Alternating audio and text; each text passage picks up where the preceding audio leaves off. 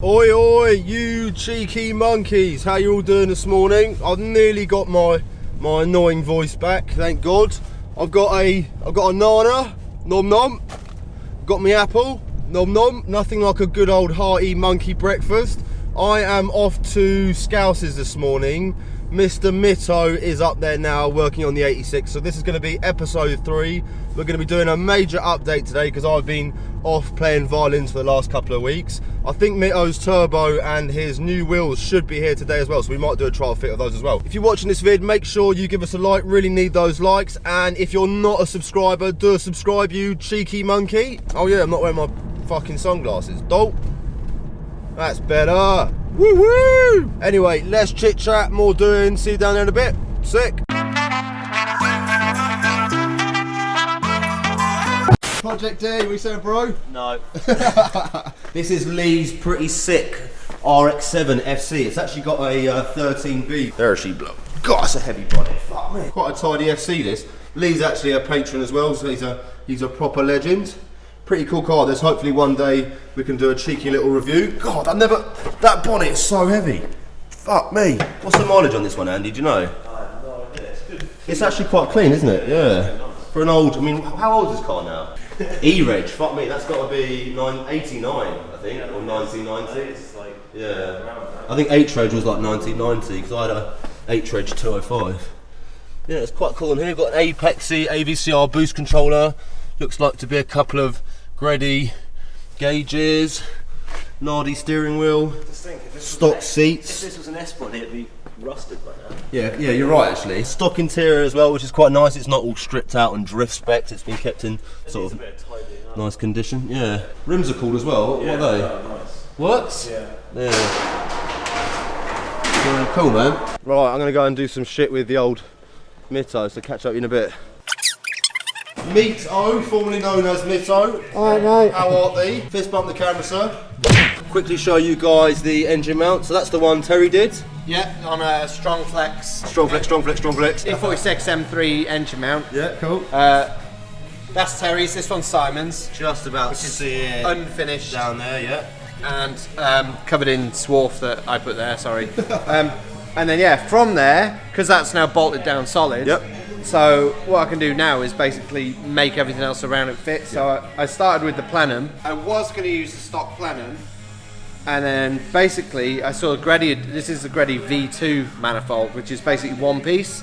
I thought, well, that's just a lot easier to do. You know, if you need to work on something, it's like half the bolts, less weight. So How much are they retail, just for the audience's perspective? I guess by the time it's landed, about 700. Okay. So it ain't the cheapest thing. Not cheap, but good quality. Yeah, and it just makes life easier when it comes to kind of working on things. Yeah, makes sense. But then obviously because we're going fly by wire, we've got this. A lot of people are asking me about this online already. Is the Grams throttle body?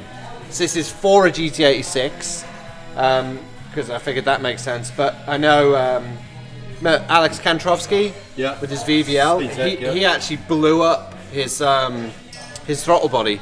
I think he had like a Porsche one or a GM one or something, and it burst the housing. So I thought, well, I don't ever want problems. I've got a bad habit or good habit of over-engineering. Yeah. So this is billet aluminium body. So like in theory, it can't blow up. Originally, these would have been cable driven. Absolutely. So you got the bracket for that there, but obviously we've changed it. So I think if I whip this off and we'll cut to that, and then I'll show you what's inside. Sexy. So that's the throttle. Obviously come from there. Yeah. And then what I've had to do is basically machine all of this out because this throttle's a lot bigger than the standard Nissan. Yeah. So this is probably 10 mil larger diameter. Massive difference. Yeah, so I mean, a standard manifold will do 550 brake. I know that because HKS did it with theirs on the old RS2 car. And then a Grady Plenum will do whatever the hell you want, really. So this, I'm never going to have a restriction. Yeah. In fact, if anything, I think it's, for an SR, it's probably slightly Overkill, It's slightly overkill. It's nice and smooth, but not too smooth. Yeah. Because obviously you want the air to come through the intercooler and the pipework very quickly and smoothly. As soon as it hits the plenum, you want turbulence, so that as it goes into the chambers and the injectors are firing, the mixture of fuel and air is scrambled effectively. So you get a good mixture. The other thing that escalated, so when I put this plenum on, I've got a really nice, it's for sale as well, Circuit Sports fuel rail with SARD 850cc injectors in it. I've now got a Mazworks fuel rail because Mazworks actually do it. It's way simpler, just a kit that bolts onto that manifold. Greddy do their own, but Mazworks were just easier to get hold of, and they make good stuff. Problem with that then though was that I've gone for Injector Dynamics injectors. The smallest they do is 1000cc. So because I'm on 1000cc injectors, I figured it's kind of stupid to run a small turbo and see what it does. You might as well go batshit crazy. Yeah, so the turbo's on its way. I love your analogy, man. The Greddy turbo's gone, the manifold's gone, there's a new manifold coming and a new turbo going, which... Can we discuss the turbo yet? We're going to keep it under wraps until it gets here. Well, it's only a couple of days and it's here and I can show you. Yeah. All I can say is it's quite difficult to find any information about it. It's quite new. Very new. Oh, released at SEMA this year. So I know of one car that's got it's got a pair of them on actually. One car that's running them. So proper exclusive. This will be an exclusive. It's a Monky London first. I hope Mitto so. first. Yeah, it's first for me for sure. But it's a new type of turbo that's very clever. But we'll go through that when it comes. 'Cause otherwise, we've got a million things. That's a whole video by itself. So, and you've got new wheels coming. I won't give too much away. New wheels on Monday, so they're on the next video as well. Too many so the next car video parts. is just going to have everything in it. But yeah, basically, so the whole scope of it's changed, and more goodies have arrived. Everyone do you want to see goodies? Car parts are good. Goodies are good. We should really be doing a car parts dance. One of the coolest things I got was this, and anyone who's like well into drifting knows what that is. Nakamura. It's Naoki Nakamura. So formerly of Team Burst, but my buddy that does parts in Japan basically shares a yard with him. Sick. So he sent me over some of Naoki's stickers. And you gave me one. And I gave you one. You lucky Made me bugger. very happy. I don't know if we showed that in the last video, but I had that made. So my big problem with Blitz filters is that's the standard Blitz adapter. Like a lip on the inside. Yeah, which is not too bad, but Fairly restrictive maybe on a and big it's power application. It's because Blitz are making them for everything. Yeah. So Generic. instead of that, I now have that. It's like a megaphone. Yeah. So. Well, that was louder. That's crazy. My hope is actually like because I kind of do things for silly reasons sometimes. I'm hoping it makes the wastegate chatter really loud because it's a megaphone. So if that works, then the car will sound amazing. If it doesn't work, then at least it looks mental. But yeah, that should, in theory, make it so there's much less restrictive flow. Cool, man. So there's that. That's a bit above. Looks like a bazooka end. I know, it's amazing, isn't it? I've got some splendid tyres. This has proper become like your little sort of hoarding corner, hasn't it? To be fair, I wasn't quite prepared for you coming, and it's all piled up everywhere. Don't worry, we'll get it out. That's, that's the modification to the little heater matrix inside. Those two little pipes are a nightmare. So that was done by Chris round the corner. That's really nice job he's done actually. Well, I practice what I preach. So And some split fire core packs. brand new set of split fires. Yeah, cool. So they're there. Happy with those. Very nom nom. And this is the bit I'm kind of most stoked about. Well, that's the Nismo Super Copper Mix you're This going is on the about. Nismo Super Copper Mix. The only one I've ever bought brand new. Because I normally manage to catch one second hand somewhere. Fancy. It's very fancy. Comes with Nismo flywheel bolts. Yeah. Ta-da! So literally, it has a copper element in it. This one's rated for 600 by Nismo, and I would imagine that it will take significantly more. Yeah. The other thing with clutches is obviously different manufacturers. The ratings that they can take and the actual amount of torque that they rate them to take is completely made up for the most part. They're educated guesses. However, with Nismo, obviously it's subsidiary of Nissan. Yeah. Same with like TRD. They do have a better idea than most when it comes to Nissan They clutches. can put this on a test bed and actually find out the fail point. Makes sense. And put it through its paces. I forgot to actually mention we're introducing a very new special project build for the channel. I've been waiting all my life to get one of these. The moment of truth is now here. Ta-da! I bought this sick BMX, man. 100 quid off One James Z. It's pretty sick. It's got wheels, it's got pedals, it's got a seat, it's got a gyro, I think you call that. It's got a brake. Yeah. Savage. I'm not even sure what make or bite this is. James did tell me, someone else did tell me, but I've forgotten already. So here we go. It's called a We the People. Apparently it's quite a cool old school BMX. The main purpose of this new automobile is to travel around drift events in style. Woo-hoo! Check out these super smooth shots as well. Quick little look at Shani's. Couple of nice porkers, cheeky little Scooby. Check out my wheels, man. Many buses, if you like VW buses, Lee's your man. Salt. Pretty sick whip this. Massive thanks to One James Ed for the sale. Obviously that's Scouser's Beast right there. I think it's a GT or something. We'll have to learn how to do some tricks now. Marky in the house. Shiny in the house. Right, that's what I thought. Yeah. Well, If you're ever wondering what a JDM enthusiast eats for lunch, it is graze. no, I agree. I don't normally eat that. Very nutty. Are you a bird? Nom nom nom nom nom nom. We've now had our lunch. I'm in a bit of a lull at the minute because I'm waiting for pipes to turn up, I'm waiting for manifolds and turbos and things to turn up, so can't really do anything with the engine, but the bodywork is something else I've got to take care of anyway. Aye. So obviously these over fenders bolt onto this fancy bumper here, so what I need to do is basically create clearance behind this fender to allow the wheel to turn. With it being a drift car, I'm probably going to need to create more clearance down here at the bottom of the bumper. Yeah. So I'm just basically going to run you through how I do that, really. Cool, man. So yeah, first thing to do is take it off. Sweet. And this is your new Blitz bumper. Last time we saw that, it was actually up there, but now it's down here. It was. Now it's down here, attached to the car. Let us know in the comment section below, what should we do with the front of Mitto's car? Should we keep the silver grille? Should we paint the silver grille black? Should we remove the grille or put some sort of completely different grille in there? Let us know below. Where that bolts on, obviously behind it, there's still a big chunk of bumper. Yep. With it being a drift car, it is a drift car. It was a street car, now it's a drift car. Now it's a drift car, yeah. So obviously you've got all this bit of bumper on here, and when I was running the car previous, like the standard bumper, you know, I'd already chopped it back. So what I'm basically doing is I'm creating the mounting for the bumper to the wing, which will be on cable ties because it's a drift car and that's the simplest thing to do. Nice and easy. And they'll be hidden on this, so you won't even know that they're there. Cool.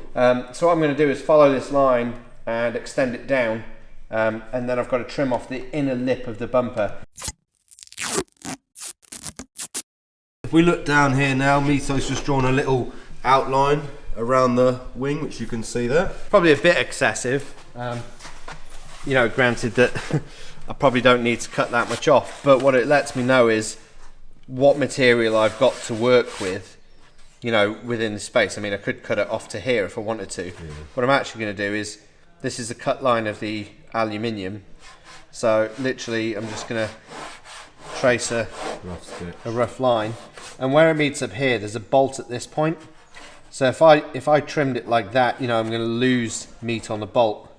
So what I'm going to do is trim from here, something like that, and then basically if I put a radius in there, the radius will be stronger than if I just make a square corner. Yeah. So I'm looking for literally something along those lines, like that, right?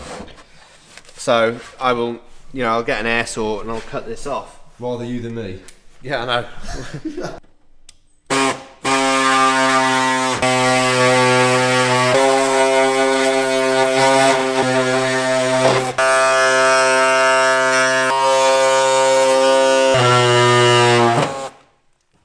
Mitto's just going to drill a couple of holes for the cable ties. Yeah, so what I'm doing is I'm drilling far enough in that there's a good chunk of fiberglass still around the mounting point of the bumper. If you put it out here or up on the top edge, you're basically not giving it enough strength. So high chance of it cracking. yeah, so hold the bumper in place where you want it, and then obviously as you're drilling,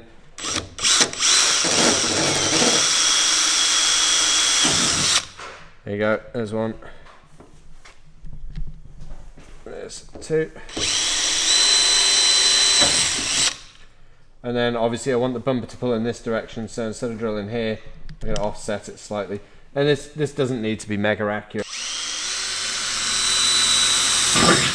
That's the guide holes, and then going with the big size.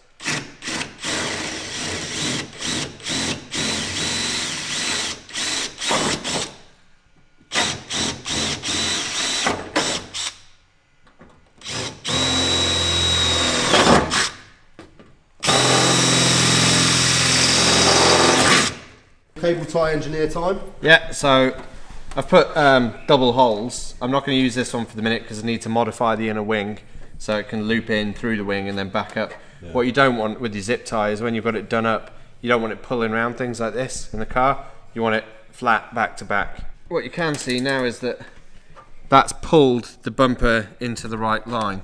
So when the second one's in there, it'll pull this front edge down and that'll be 110%. What I'm going to do now is put the wings back on, drill the holes for the bottom part of the fender, bolt that to the bumper, and then basically I'll use the tape to mark a line which I'll cut along to make the wing fit.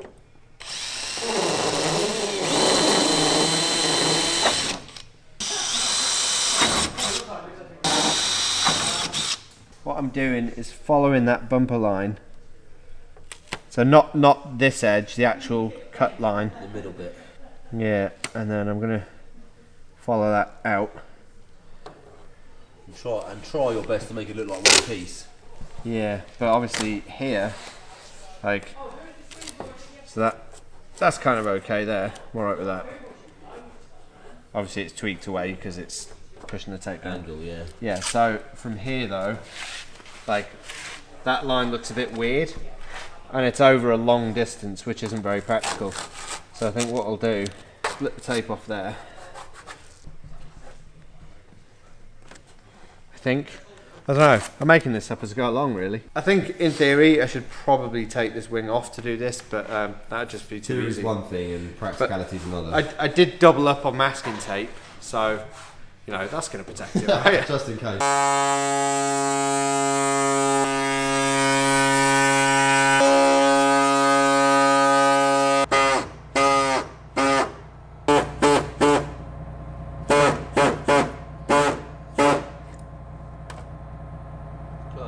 We look down here, apart from this tiny little bit there, pretty neat and straight cut. I mean, to be fair, normally you'd do this before you painted it, so obviously you've got the inside of that line would be red. Yeah. You know, and anything that happens like that, you know, that's the reality, is like you do make mistakes. Because it was previously a street car, yeah, I've already painted it, so I've got to deal with what I got, so, yeah, you know, 2 seconds with the touch-up pen, that'll be fine, but the way I've actually cut it, like that's all actually sitting really nice. Yeah, you know, I'm not nice and straight. You know, that's holding itself, and it's because I haven't put any tension on it elsewhere. I mean, there's a very, very slight amount, but I think, to be fair, like I may even get away with like a zip tie, yeah, just here, or like a, you know, just a little tag on bracket, one, yeah, just to overlap them. Now Mitto's going to do exactly what he did on that side, on this side. Right. So I've cut the fender. It went horribly. Literally, at least you're honest. The blade jumped. It's just one of those things, and it turned out that the shut up. So it turns out that the paint pen I got is completely wrong as well. So that's just been a dog's dick of a job, really. So yeah, I'll come back to that at some stage and make it less crap. Cool. But for now, initially, the cut has been done. The cut is done, and you know, everything's separated, so it's much easier to work on. Cool. I'll have to take the bumper off and trim this edge. I'll do that tomorrow because it's getting late in the day. The other thing we can do while we're here is, here's one GT86, and there's the other one with a wobbly bonnet. But the handy thing is we can directly compare what an SR looks like in a GT and what a V8 looks like in a GT. So if I whip this up here, cool. That's your beast. That's my beast. And this is a chap called Jade. Jordan. Jade. Jordan Wade. This is a car belonging to a guy called Jordan Wade. Jordan. It's a V8 conversion that sort of was getting a bit long-winded, so he's brought it over here to get the job finished a bit quicker. Basically, you can see though, because they're here, is where the V8 sits, which it's wide, it's low, It's right down in the chassis, but also there's a lot of overhang. You know, from the first video, I think we were talking about the overhang in front of the strut, and there's a lot of engine. You know, you've almost got sort of cylinder 3 forwards, and then you've got a supercharger in it as well. There's a lot of weight forwards in the chassis. It's spread out in that direction, but long in this direction. Exactly. Yeah. But you've got to take account. There's 4 cylinders, a supercharger, and ancillaries in front of that strut position. If you literally go from there straight to this one, so quite a lot of weight overhanging the front. Exactly. Yeah. So this is my logic with running the SR.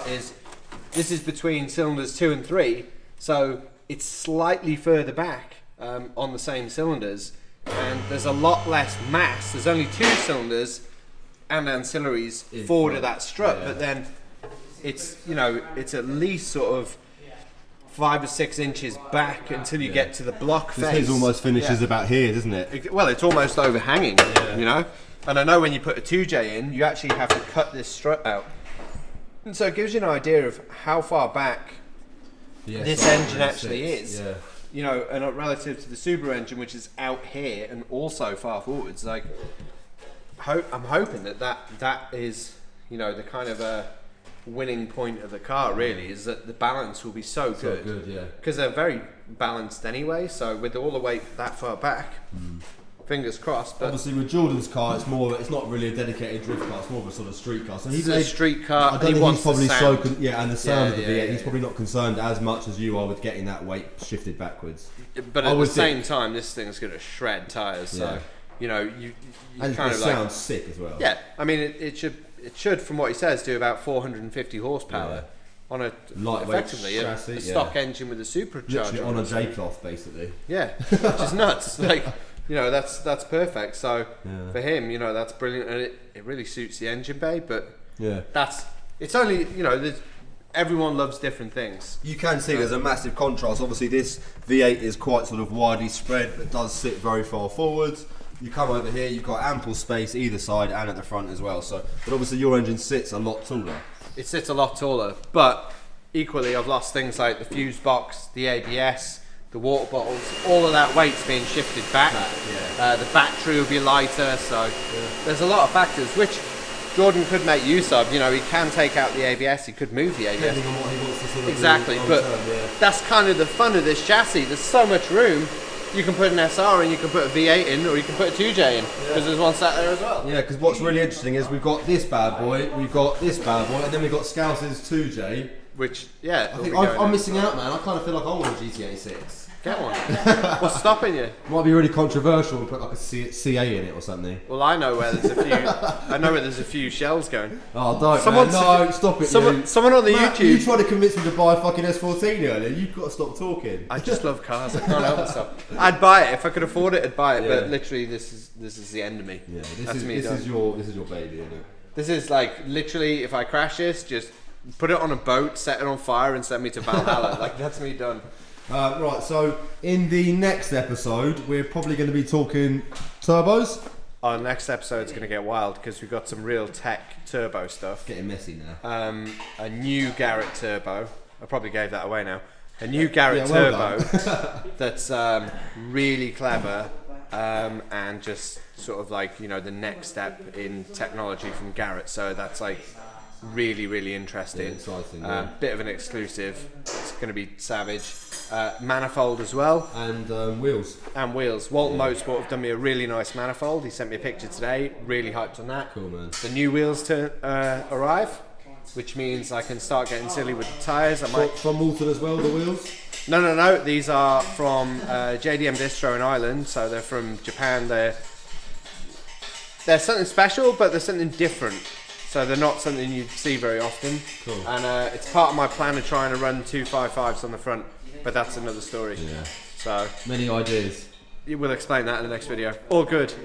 Thanks for watching. Thanks to everyone that's subscribing and being a patron for Toby here, because without them, we would be. He's just killing it. Yeah, like it's making it possible.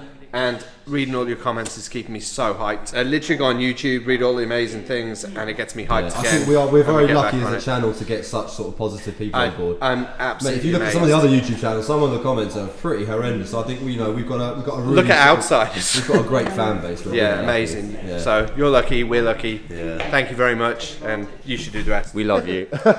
Sorry to get a bit soppy, but yeah, you guys are absolute stars. Without you and without the help of the patrons, literally, as Mitto says, we would be all fucked. So massive, massive thanks.